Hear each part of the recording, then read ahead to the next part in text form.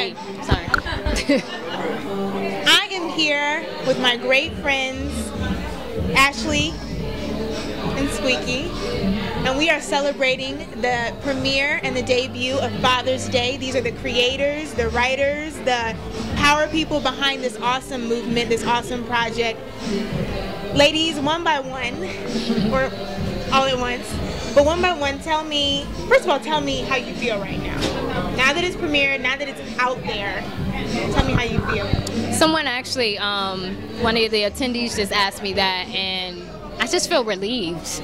Like, I feel like a huge weight has been lifted off of me for several different reasons. One, because it's done and everybody can see it and people have been so receptive to it. But first, honestly, just for me personally, me writing this film was a very emotional process for me. It was a healing process just for me writing about this. So it feels like I've had a lot of growth from it. I feel so overwhelmed with happiness. I'm really emotional about the process. Or just today, I'm emotional to see it all come to fruition. And I'm just really happy to be here. I'm really happy to go to the next step for this, you know, to start working on the feature film and to really see, I think we'll be able to really see what this whole thing meant to each other. And just even now hearing some of the feedback has just taken me above and beyond, like, emotionally. So what's some of the most poignant feedback that you've heard that it's blowing you away? Today, just recently, just now, I heard someone say, those cards touch me because I used to write my mom those same cards. And I was just like, oh, really? Like, I didn't expect that, you know what I'm saying?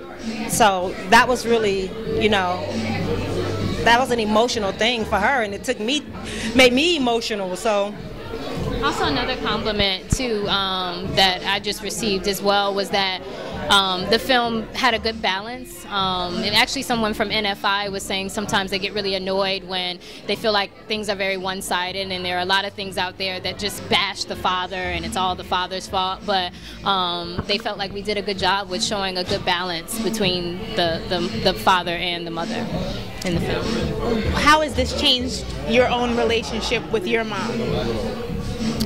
With my mom, actually, it's changed a lot. This is not an issue that I grew up talking about very often, so the dialogue is open. And I feel like it's a relief because for years it was something I wanted to talk about. And funny enough, I've always felt kind of embarrassed about it, funny enough, of even wanting to open up and talk about it. So now I am to the point where I can talk and I'm open about it.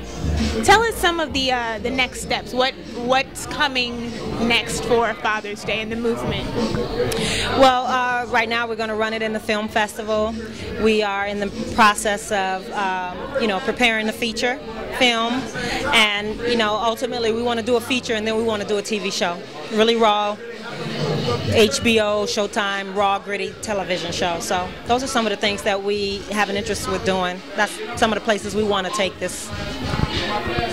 If you could say what your ideal impact of the film would be, what is that?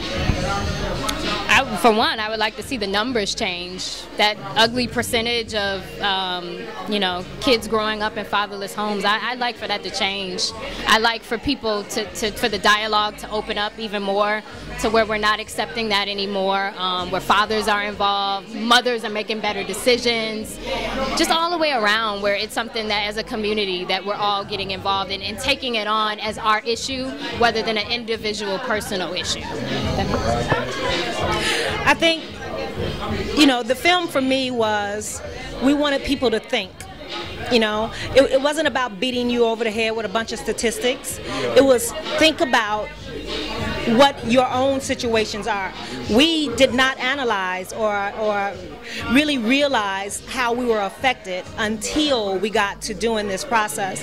And so the biggest thing is to have people sit there and think about how they really were affected.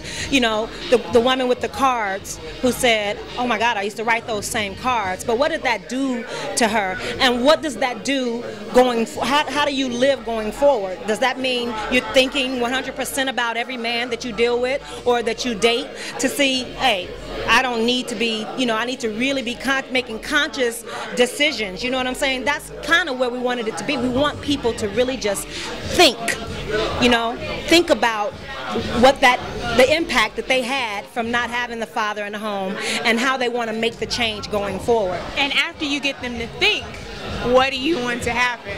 After people have thought about it and processed it, then what do we do? Well, hopefully we all make a change. That's the ultimate goal, to make the change. You know what I'm saying? This project wasn't about just awareness. It was, again, about making the change, and that's why we thought the Dovetail Project was so important. You know what I'm saying? It's really about becoming aware, because, ignorance is, we perish because we lack knowledge. If we don't even analyze why we are some ways that we are, or the cycles that's being repeated, and things like that, if we don't even analyze what's going on, then we can't do anything about it. So if we can get people to thinking about how they were impacted, then we can get them to recognize that there needs to be change. Thank you both. Thank you. Congratulations. Thank you. On this awesome project. I'm happy to have been able to have a back seat and see it come to fruition, and this is really, really inspiring. So all the best to Dear Diary and Father's Day and what's to come. Thank you. you.